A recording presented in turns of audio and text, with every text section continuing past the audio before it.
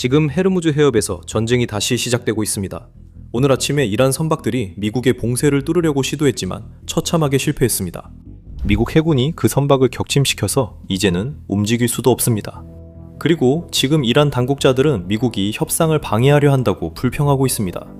오늘 아침 미국 군대가 추가 공습을 감행하여 미국의 봉쇄를 뚫으려던 빈 유조선 여러 척을 타격했습니다. 이것은 어제 있었던 공격에 더해진 것으로 미국이 호르무즈 해협 해안에 위치한 이란의 미사일 저장고와 드론 저장고를 완전히 파괴한 사건이었습니다. 그래서 오늘 아침에 일어난 일에 들어가기 전에 어젯밤에 무슨 일이 있었는지 빠르게 살펴보겠습니다.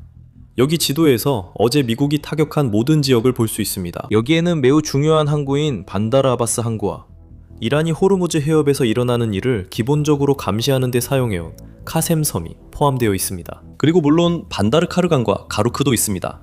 공식 성명에 따르면 목요일에 있었던 미국의 공습은 이란의 드론 발사 기지뿐만 아니라 해안방어 순항 미사일 기지와 레이더를 타격했습니다. 사실 처음에 UAT는 휴전을 존중했기 때문에 이런 모든 일을 할 계획이 없었습니다. 하지만 미국 군함이 헤르무즈 해협 근처로 접근하자 이란은 군함을 향해 미사일과 드론을 발사하고 소형 보트들을 군함 쪽으로 보내기 시작했습니다. 이때 미국이 대응에 나섰고 앞으로 이란이 다른 선박이나 미국 군함을 공격하지 못하도록 방어 타격을 실시했습니다. 여기 국무장관 마르코 루비오가 왜 이러한 타격이 필요했는지 설명하는 장면이 있습니다.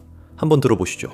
제 생각에는 발포가 좀처럼 멈추지 않는 이유는 글쎄요, 그건 이란인들에게 물어보셔야 할 것 같습니다. 저한테 묻지 마세요. 우리는 발포하지 않았습니다. 그들이 우리에게 발포했습니다. 제 말은 만약 누군가 미 해군 함정에 발포한다면 우리가 뭘 해야 합니까?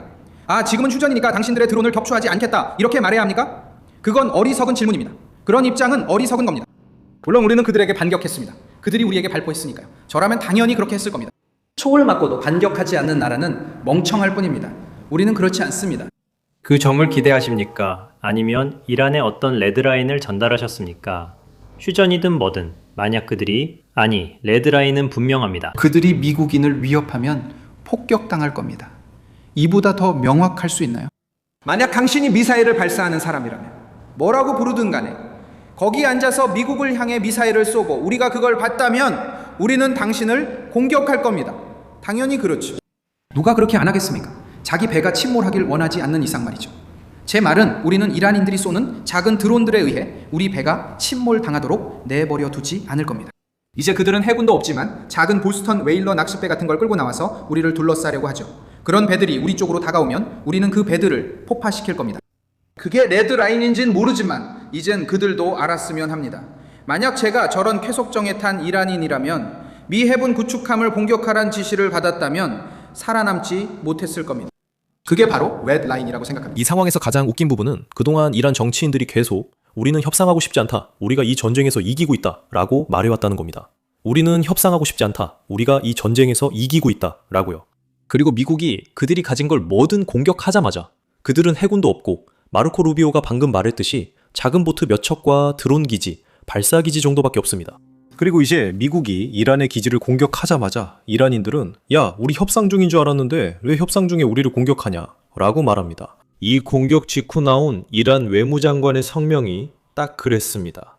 한번 보시죠. 외교적 해결책이 논의될 때마다 미국은 무모한 군사행동을 선택합니다. 이것이 조잡한 압박 전술인지 아니면 또다시 회방꾼이 대통령을 속여 또 다른 수렁으로 몰아넣은 결과인지 궁금합니다. 원인이 무엇이든 결과는 같습니다.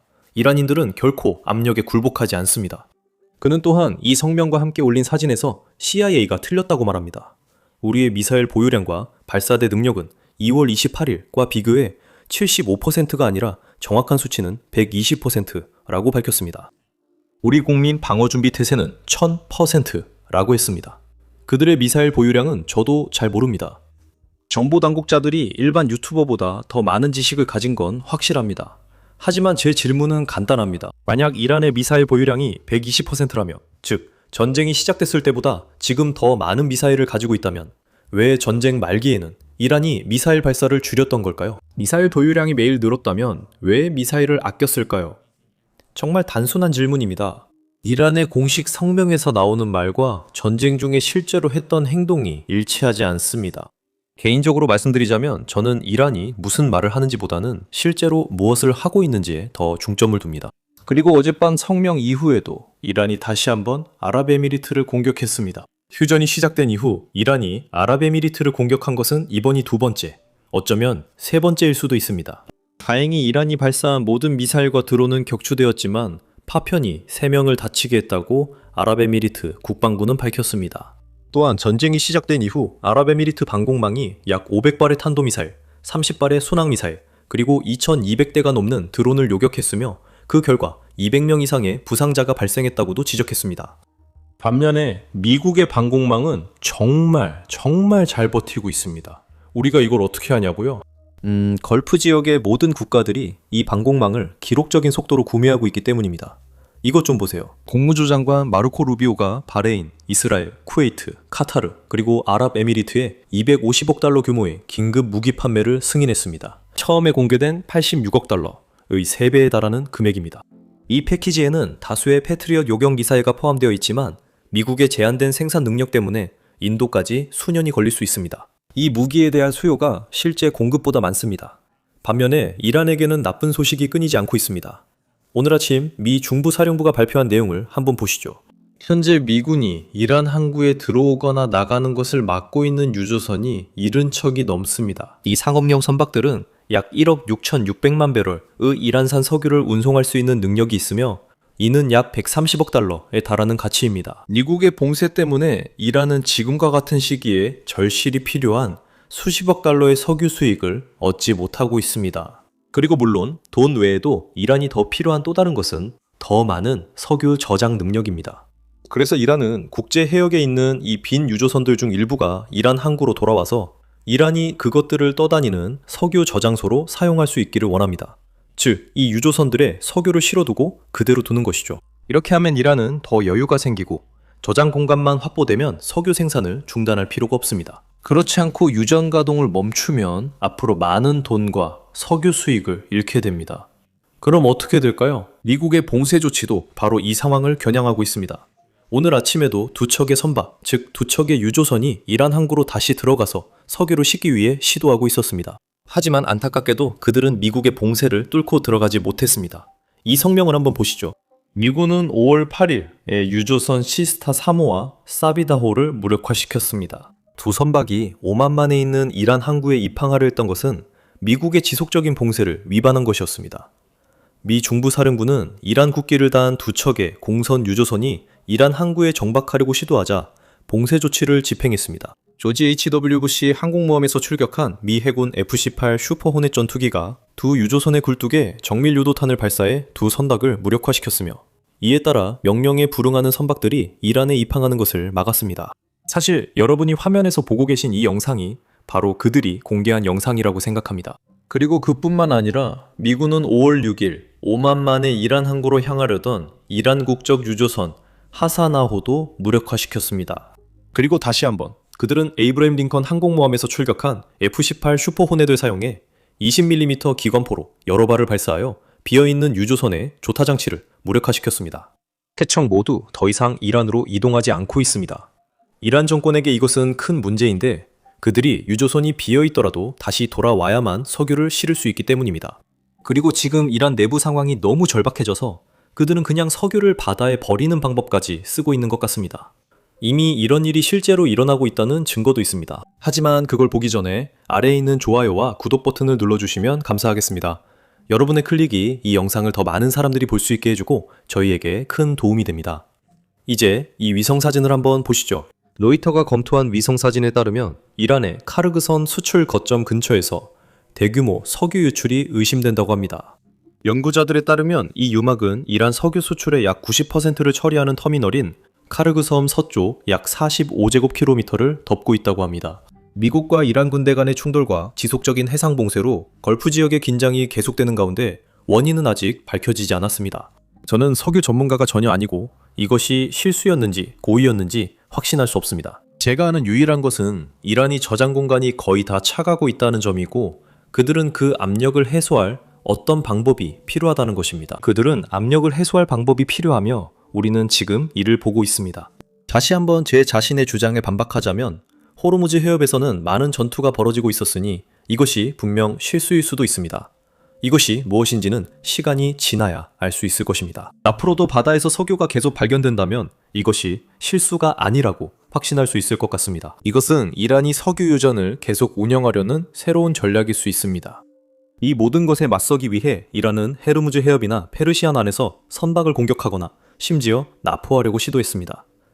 하지만 안타깝게도 그것조차도 계획대로 진행되지 않고 있습니다. 어제 이란은 유조선을 공격했는데 그 유조선은 중국 유조선으로 밝혀졌습니다. 오늘 중국은 이 일에 매우 화가 났다고 밝혔습니다. 중국은 이번 주 헤르무즈 해협 근처에서 공격당한 유조선 선원 중 자국민이 있었다고 밝혔습니다. 외교부 대변인은 월요일에 이란이 공격한 선박에 중국 선원들이 탑승해 있었다고 밝혔습니다. 현재까지 선원들 중 사상자는 보고되지 않았습니다. 베이징은 이란과 미국 간의 적대 행위가 고조되면서 가장 중요한 해상 통로 중 하나가 혼란에 빠지고 있다고 경고했습니다.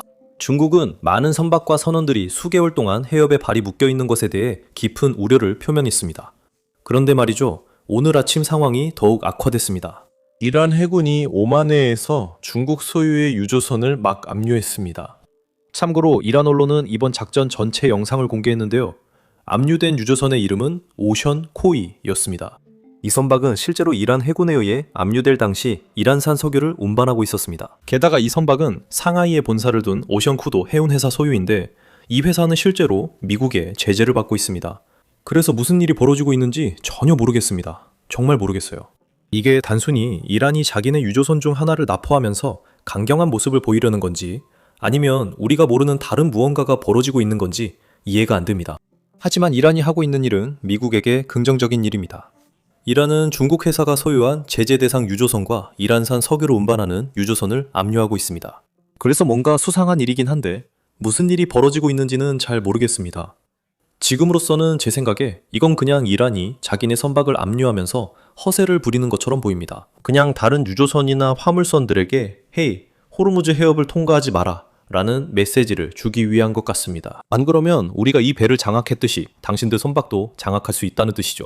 이것은 이란이 모두에게 헤이, 호르무즈 해협은 이란의 통제 아래 있고 이란의 주권 아래 있으며 이란 영토의 일부다 라고 알리는 방식입니다. 하지만 실제로는 그것은 미국뿐만 아니라 다른 유럽 국가들 그리고 물론 다른 아시아 국가들도 받아들일 수 없는 일입니다. 국무장관 마르코 루비오의 발언을 들어보시죠. 그리고 저는 왜 누군가가 그것을 지지하지 않는지 이해할 수 없습니다. 그리고 그는 당연히 그것을 이해하지 못합니다. 누군가가 그것을 지지한다는 것이죠. 하지만 더 근본적인 문제는 이란이 이제 국제 수로를 자기 것이라고 하며 이를 통제할 권리가 있다고 주장한다는 점입니다. 그들은 그것을 통제할 권리가 있다고 주장합니다. 세계는 이에 대해 무엇을 할 것입니까? 세계가 이제 이란이 국제 수로를 통제하는 것을 받아들일 것입니까? 만약 세계가 그것을 받아들일 준비가 되어 있다면 각오해야 할 것입니다. 10개 정도의 다른 나라들도 자국의 국제 수로나 자국 인근의 국제 수로에서 똑같은 일을 시작할 것이기 때문입니다. 그들이 정상화하려는 것은 용납할 수 없습니다. 만약 이란이 호르무즈 해협을 통제해서는 안 된다고 생각한다면 다음 질문은 그렇다면 이에 대해 무엇을 할 것입니까? 입니다. 이란의 현재 행동을 이해하려면 과거를 돌아봐야 하며 이란이 지금 위치에 오게 된 과정을 살펴볼 필요가 있습니다. 이는 단순히 1979년 이슬람 혁명 시기로 돌아가는 것만을 뜻하지 않습니다. 사실 우리는 19세기 카자르 왕조가 이란을 통치하던 시기로 더 거슬러 올라가야 하며 그 당시 지배계층이 내렸던 결정들이 오늘날까지도 이란에 어떤 영향을 미치고 있는지 살펴봐야 합니다. 자, 그거 아시나요? 이것이 오늘 공개된 저희 다부작 팟캐스트에서 하는 일입니다. 만약 여러분이 이란의 역사와 우리가 오늘날에 이르게 된 과정을 궁금해하는 분이라면 꼭 한번 들어보시길 추천합니다. 설명란에 링크를 클릭해서 시청하실 수도 있고 아니면 화면에 나오는 엔드스크린을 클릭해서 즉 화면에 보이는 영상을 클릭해서 바로 보실 수도 있습니다.